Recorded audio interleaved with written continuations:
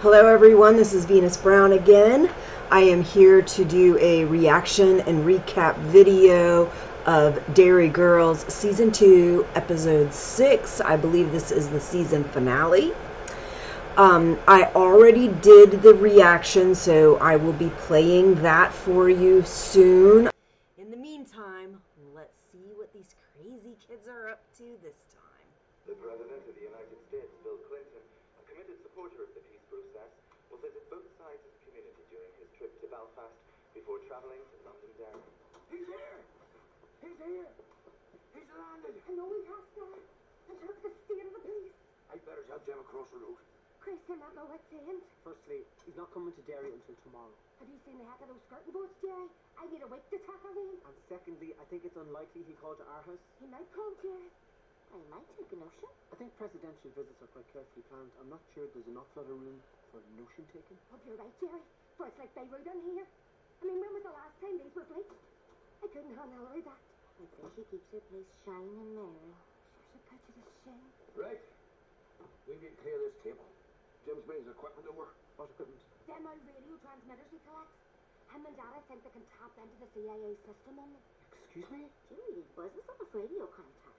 Can I tap the CIA, Joe? It'll make tracking Clinton down much easier. Right. I don't think the CIA enjoy people tracking the president down. I think they can get funny about that type of stuff. Well, let them try and bloody stop me. They will stop you, Joe. They're the CIA. I won't miss my chance. Not again. You hear me, Buck? What the hell is he planning to do? When JFK came to Dublin, Uncle Colin met him. Daddy didn't.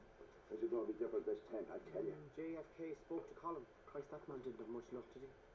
I'm not sure. Although tomorrow is not officially a public holiday, schools across the city have decided to view it as such. Because tomorrow, the President of the United States of America is coming here, to Derry. You're a little young to perhaps understand the enormity of this. A few short months ago, this would have been unimaginable, but here we are. And I, for one, can fairly believe it. I mean, people in this place stop killing each other for 5 minutes, and the whole world loses the absolute run of itself. This visit concerns me for a number of reasons, girls, but mostly because I am scared it will give the Pope ideas, and that's the last thing I need. Nope. Our Lady Immaculate will play no part in this farce, and I expect to see you all here tomorrow morning. Business as usual. Is that clear? Is that clear? This is the biggest thing that's ever happened here, that's ever likely to happen here. We should be part of it. We will be. You suggested we play truant. Okay, normal people don't call it that, but yes. Yes, I am. You know what, girls? Sometimes in order to do the right thing, you have to do the wrong thing. And on this occasion, right is wrong and wrong is right. What the fuck are you on about? Are you going to sack off school or not? Let's do it. So, Some of them left. some states left. That's right. Some states left America. Yep. When did this happen? Friday. God, that's desperate. I don't know. I just feel like if 20 states left the USA, we might have heard about it. They didn't want to make it into a big thing. So these are the new, modern, up-to-date flags. Sure. They just brought them out. Good. Hello there. Why don't you hop in? Oh, come on now. Don't be shy. Help! Stranger! Stranger! Danger! Jesus Christ, in! Help! This woman is trying to abduct us! Help! I agree with your reaction, totally. Help! There's a kidnapper on fire! You don't shut the fuck up! It's fine! She's not a kidnapper! Oh, is she? Then Kelsey. Hello, Mom. Aww. About time you show up. That's your kid. Come on. We just met James's mama. Kathy McGuire's back. She tried to set us on fire. She did what? She didn't. Jesus, but she's no shame.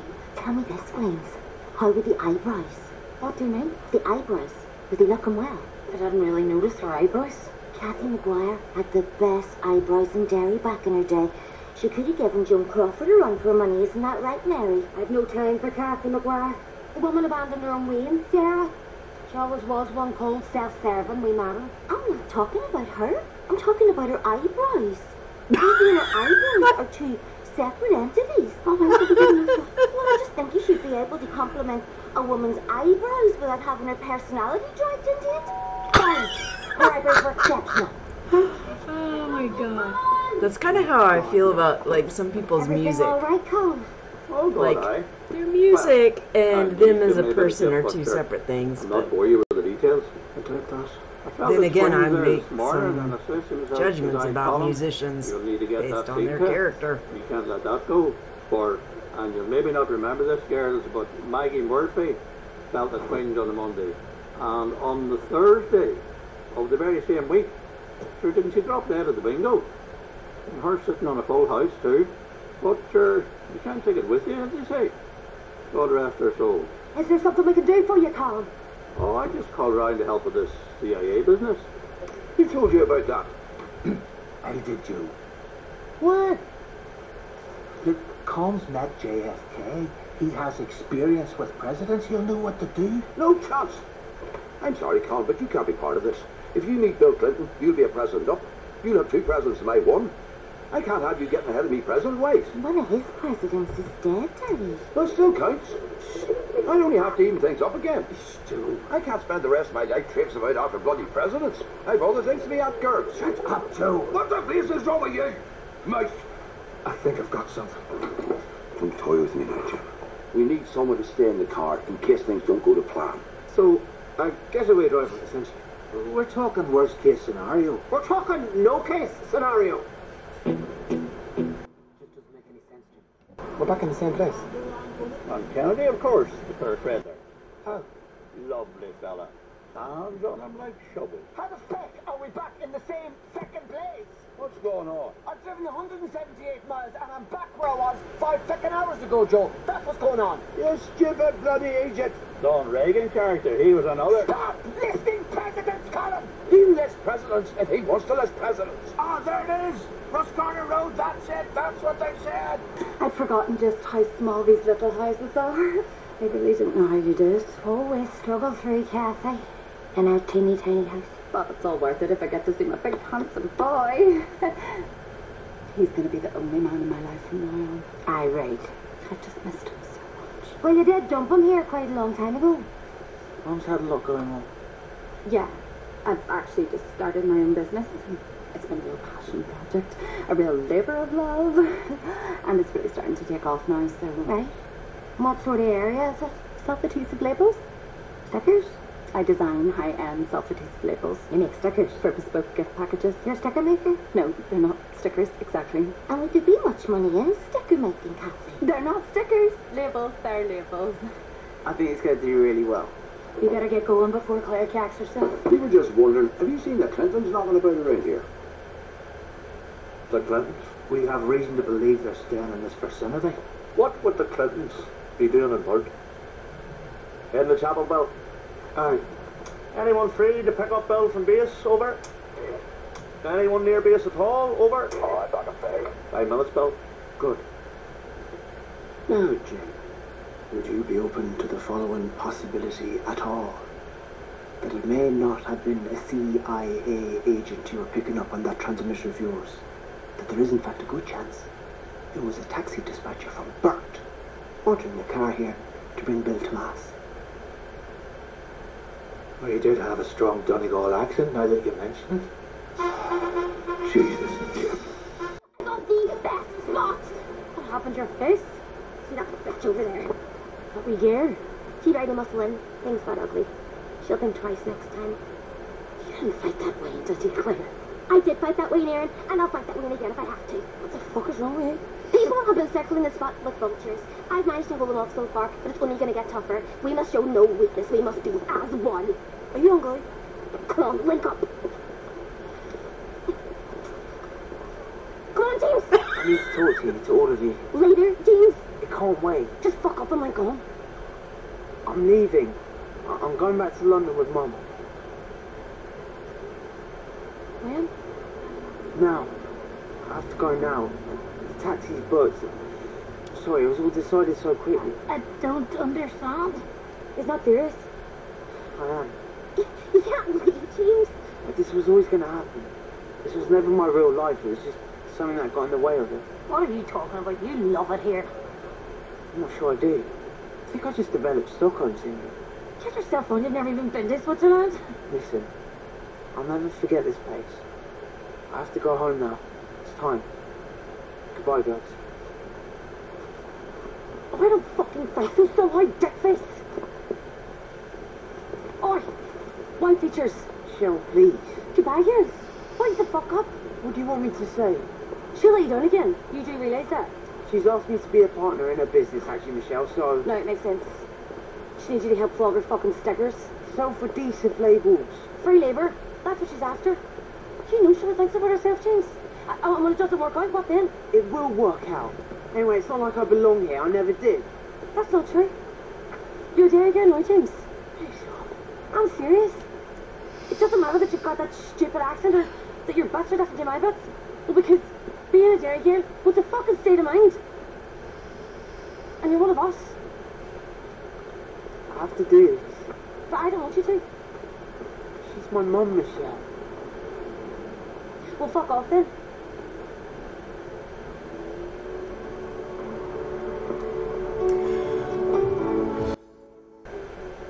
Are we playing at? I'm sorry? Come on, Jenny. For once the world will be watching us for all the right reasons. You'll get into trouble, Ashley. I don't care. Go, Ashley.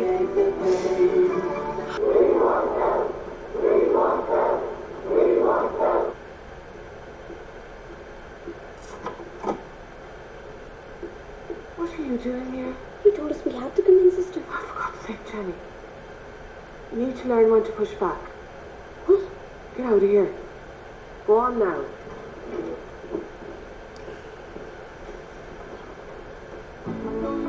Thank you, Sister Mike. The President of the United States of America!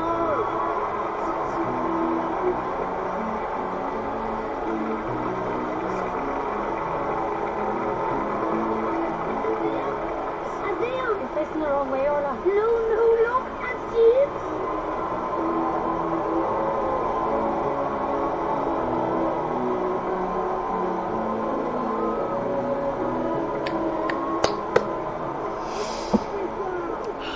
What's he saying? I am a Derry Girl!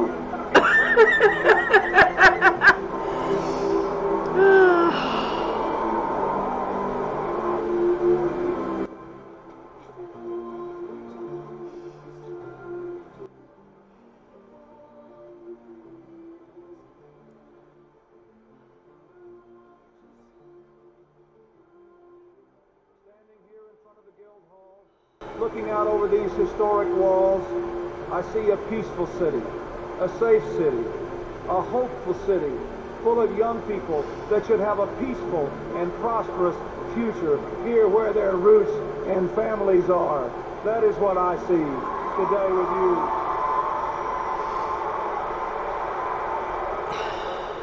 And so I ask you to build on the opportunity you have before you, to believe that the future can be better than the past, to work together because you have so much more to gain by working together than by drifting apart.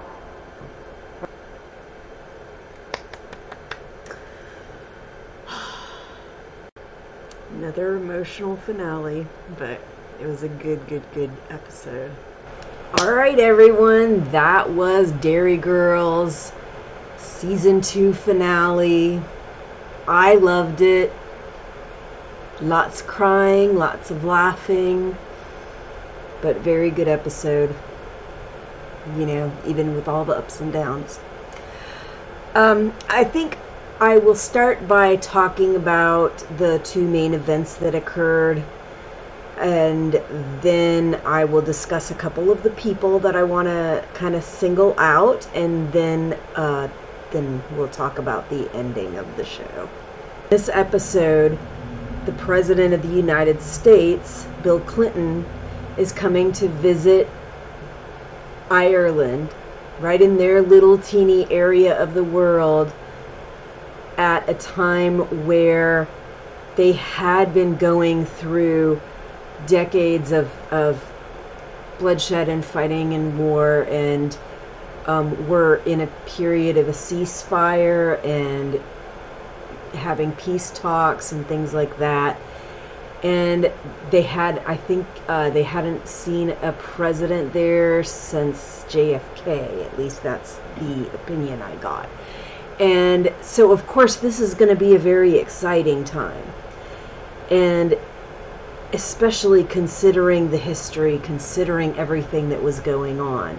Now, back when Bill Clinton was president, this was of course a long time ago. Clinton was actually the first person that I ever got to vote for. I turned 18, I got to vote for the first time, and this was the first election for Bill Clinton. Before I was going to vote for Bill Clinton, I was actually very interested in Ross Perot until he dropped out of the campaign, got back in, was accused of several things that were very unsavory, was caught in outright lies, and then the news would just flash. They would flash the claim, they would flash Perot claiming that he never did that, and then they would flash footage of him actually doing exactly what he claimed he wasn't doing, which I just couldn't stand for. I knew that a lot of politicians tend to be kind of sleazy and lie and twist things around to their advantage and all of that. But the fact that he would just tell bold-faced lies in front of the camera when he knew he had been caught, when he knew that it was an outright lie and that everybody could see that, that told me there was no way I could trust him, and therefore I should not vote for him. And it became the conservative that was running and the progressive that was running. And for me, while I was a lot more of an independent thinker at the time and maybe a little more conservative at the time, I still was fairly well on the sides of progressive liberal thinking for the most part. Occasionally I would vote for a conservative, but not often. Bill Clinton was my choice when it all came down to it, because I wasn't going to vote for somebody who just lied straight-faced in front of everybody, even when he'd been caught red-handed. And I wasn't going to vote for the what I felt was a bad conservative. So I vote for Bill Clinton. And at the time, honestly, I felt like Bill Clinton was doing something that I think all presidents should do, and that was trying to bridge this divide between the various disparate groups of diverse people that exist in our country. This is always a thing that I think is important, and there's always this underlying fight against groups of people that the mainstream doesn't identify with, doesn't understand, doesn't like, doesn't know anything about. You know, if it's not like something that they like, that they agree with, or that's a part of them, then they tend to fight against it. And politicians also do a very good job of really sowing seeds of division to make people feel like they need to fight this stuff. And I don't like that. I really wish that wasn't a main thing, and I really wish so many of the voters would not fall for it, but they do very frequently. But at least in that election, I felt like Clinton was doing a really good job of providing an olive branch, trying to bridge some of those gaps between the mainstream and some of the more diverse groups that almost never get attention. And I liked that. He was being successful at attracting voters who often do not show up to vote. So to me, that was very important. Anyway, because part of the storyline is about them trying to get to a position where they could actually meet the president, which isn't necessarily an easy thing to do. If you don't know exactly where he's coming in at, you don't know where he's going to be. Even if you go to a speech, you're likely to see the president from afar, but not be able to actually go up and meet them. So it's a big deal. Now, I never met Bill Clinton while he was president, but when Barack Obama was running for president, I went to several of the events for Barack Obama to come out and for other people to come out. Never got to actually personally meet Barack Obama because every event I went to where Barack Obama was there was very, very crowded, and there were a lot of people, and me and really heavy, thick crowds do not get along very well, so that wasn't going to happen. But there was this one, like, actually really small event that Bill Clinton came to hype us up about Barack Obama, and he came to our local college. So I went to Brevard Community College at the time, and Brevard Community College is now called Eastern Florida State College, but it was BCC at the time. And he came, and they had like a little like a stand for them to stand on outside in front of the campus, and that's where I got to see Bill Clinton. And because it wasn't a terribly large crowd at the end, he did handshaking and stuff, so we actually got to shake the hands of the president.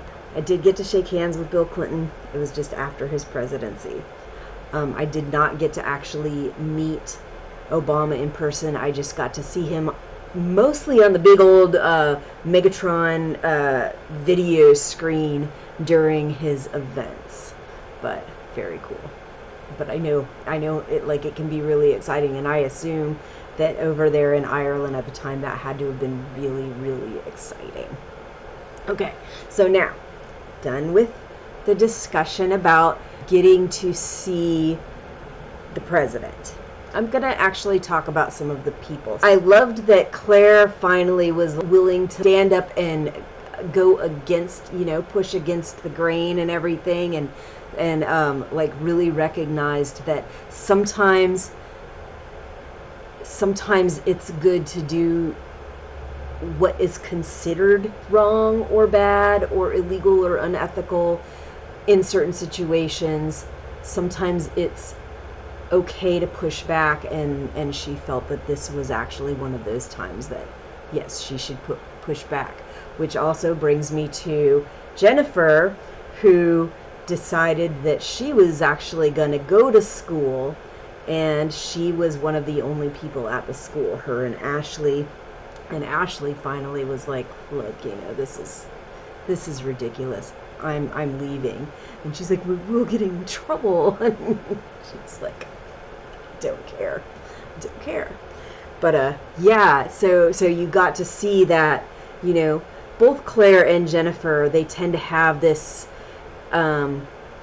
desire to follow the rules and do the right thing. And I think Claire gets more freaked out about breaking the rules, but Jennifer is more like very pro school and wants to be in school and doing the right thing. And I don't know, I take her as a little more of a I'll call it a brown noser. That's how I take her. And I liked that, really liked that Sister Michaels actually pointed out, Jennifer, like, sometimes you really do need to learn when to push back. It like showed that, yeah, while Sister Michael was the one that said that they were going to ignore all the other schools that were treating this as a holiday, while she told them that they should all be at school, I think she still had this understanding that this is a really important event, and that for that reason it is important for the young people in their school to be willing to push back when somebody says no. So So I did like that.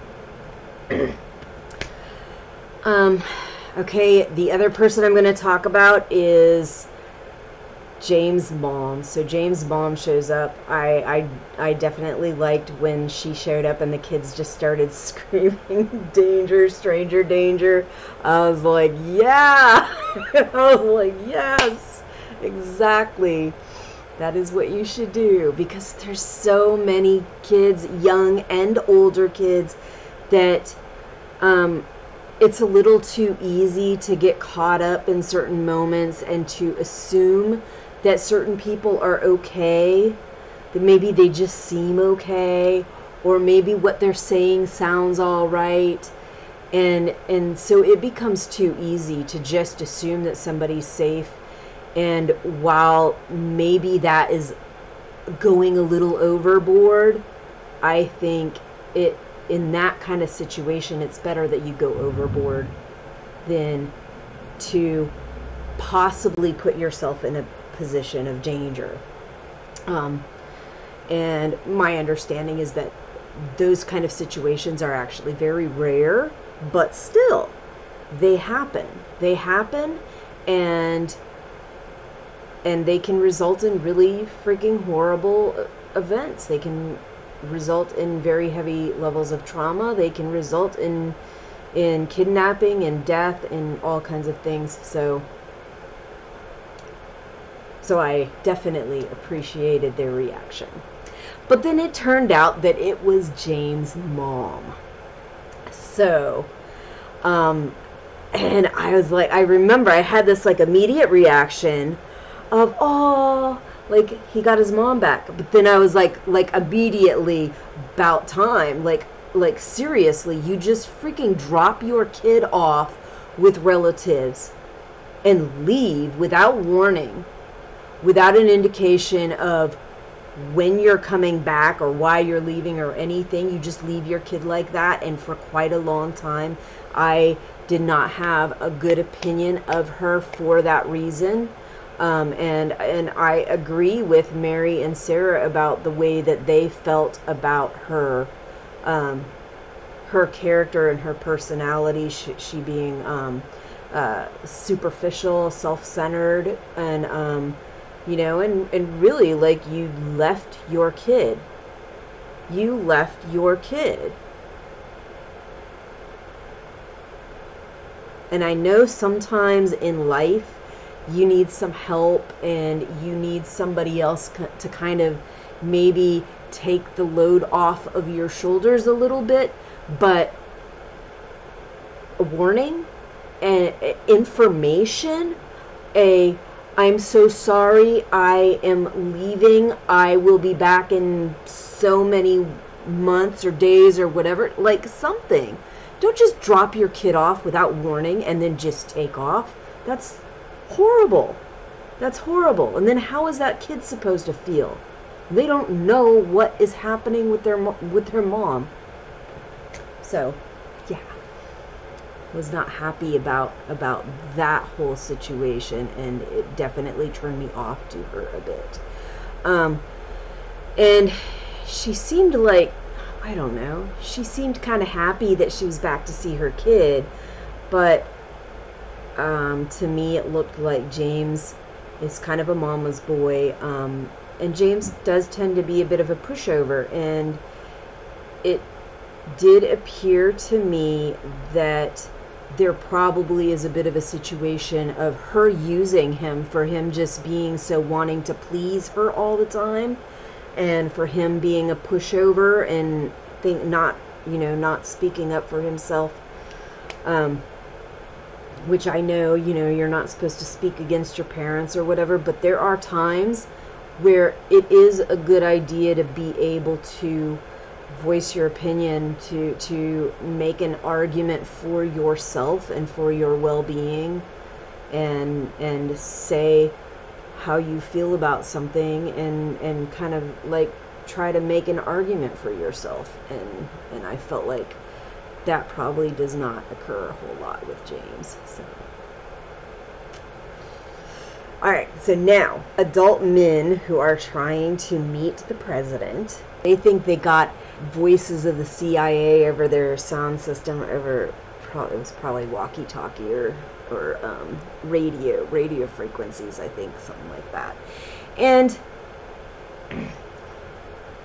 they think that they know where Clinton is going to be staying for the night, so they go on this trip. They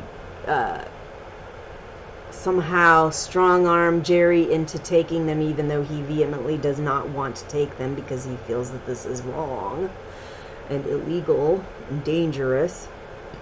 And then they get up there, and it's not where Bill Clinton is staying, and the guy that is there is like, why would Clinton be staying in this place? Like, but he humors them, and he calls to find out if anybody's picked up Clinton, and of course nobody responds, and so, you know, so there goes their best laid plans, all messed up, as often is the case in Derry Girls.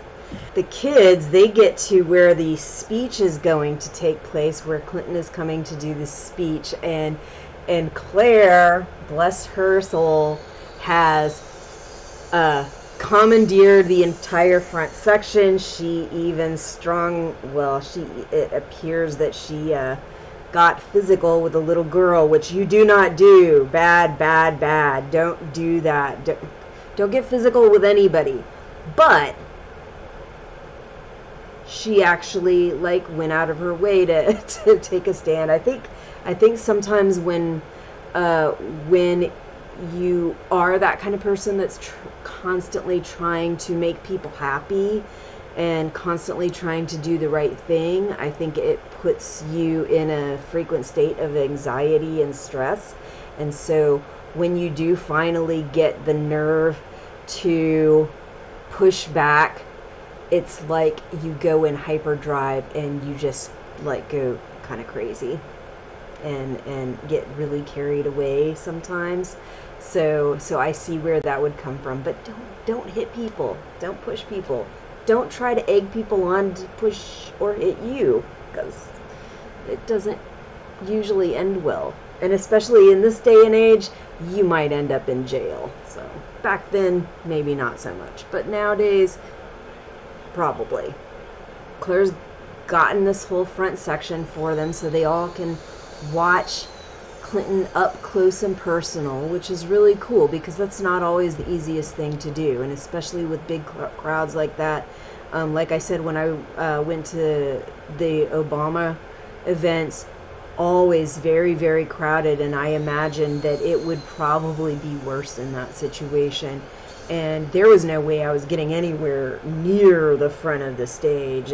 I was so far back, beyond nosebleed section. So that was pretty cool. She got front row seating, basically front row standing, whatever. But then James breaks the news to them that he's leaving, and you saw my face. I was like, no. And I'm pretty sure at some point I started to tear up and cry a little bit. I don't know if you'll see that in the video. I might trim it out, but you might see it. But the first thing I thought, it was like this immediate, two thoughts come to my head. First, aww, he's leaving. And then right after that, I was thinking to myself, are we going to see him in season 3? That's the immediate thought that I had right after the aw, he's leaving, was, are we going to see him again in season 3? And then just tears. Just tears. Because James is a good guy. He really is. He may be a pushover. He may put up with a lot of crap, and he may get picked on like crazy, but he's a good guy. And it looks like he's gonna leave. It looks like he's ready to leave, and I was very impressed. Michelle actually stood up for him and actually went after him and tried to plead with him to stay. But then, you know, when he said he had to leave, she was like, you know, she was like, well then go. But you understand, like, this is something I think that emotionally maybe she didn't realize that she actually cares about him, but this is where you see that she actually does deep down inside give a crap. She actually does care about James. It looked like he was going to be whisked away for who knows how long, possibly forever, and I was getting very sad. But then again, James comes through for us, and he stops the vehicle, and he comes back, and Orla sees him in the crowd, and I was like, yes, James comes through again. It was great.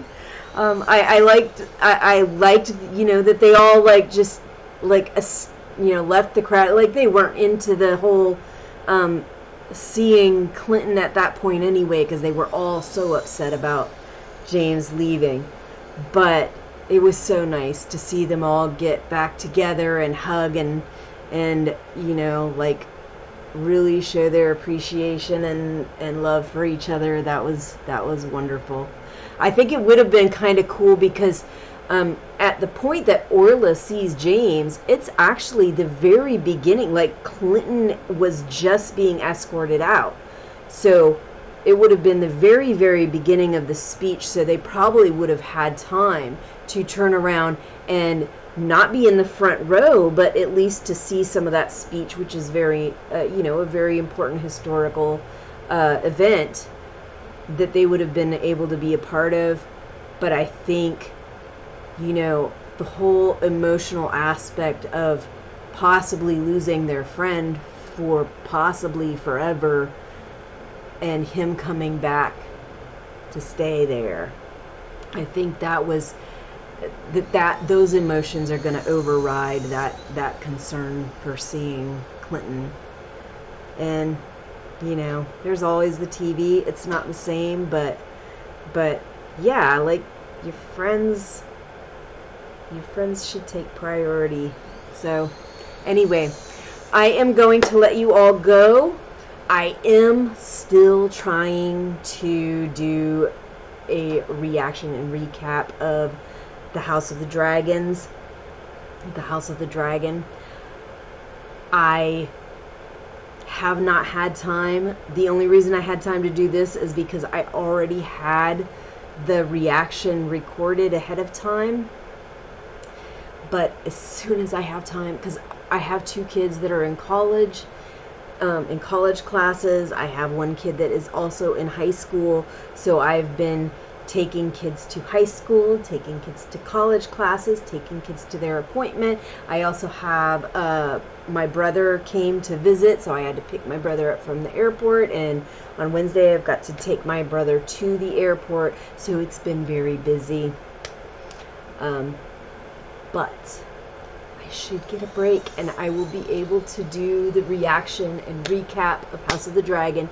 And whenever Derry Girls Season 3 comes out on Netflix, could you please make this happen? Or at least give us some official dates that you're going to actually air the first episode. That would be nice.